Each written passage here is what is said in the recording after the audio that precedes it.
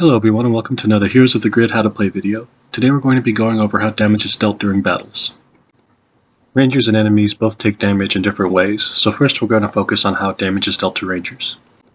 When damage is dealt to Rangers, the players will first determine both the total amount of damage being taken as well as the target of the damage. This is determined by the effect text written on the enemy cards. Let's take a look at Q-Blades. This attack does 2 separate attacks of 2 damage each. For each attack, the Rangers can determine who takes the damage. For this scenario, we'll say that Shadow Ranger is taking both attacks.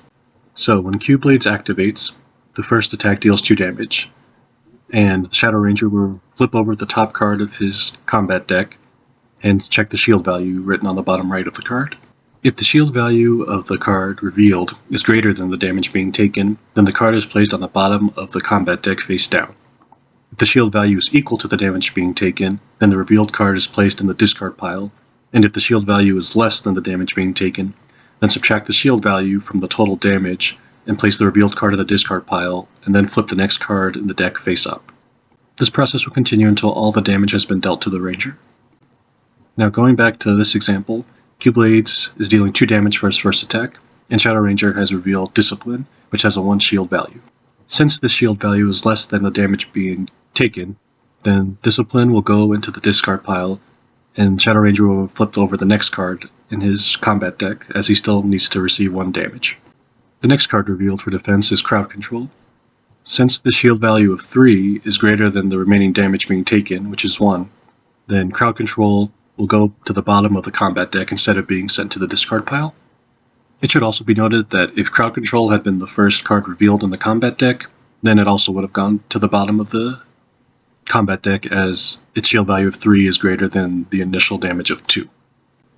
Now that the initial damage has been dealt with, Shadow Ranger must take the second attack of 2 damage by Q-Blades. He flips over the top card of his deck and sees Bark Orders, which is a 2 shield value. Since the shield value is equal to the damage being taken, Bark Orders will go to the discard pile and no remaining damage will be dealt by Q-Blades. While this is a very basic combat scenario, some enemy cards deal a lot more damage than Q-Blades, and may even target specific Rangers, such as the Leader Ranger or the Ranger with the fewest cards in their deck. Now we'll cover how damage is dealt to enemies. When enemies take damage, players will first determine both the total damage as well as the appropriate target of the damage. Players will then place the appropriate number of hit tokens on the appropriate target. If the number of hit tokens on an enemy card is equal to or greater than the health value of that enemy card, then the enemy card is defeated.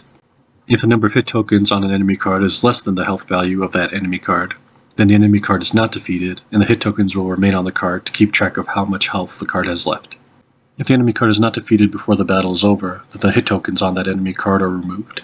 It should be noted that if an enemy card has more hit tokens than its health value, you don't get to spread the excess damage to other enemy cards. Thanks for watching. Let me know if you have any questions or maybe something I may have missed in the comments below. Affiliate links will be provided below, and head on over to oncearanger.com to check out the full card database.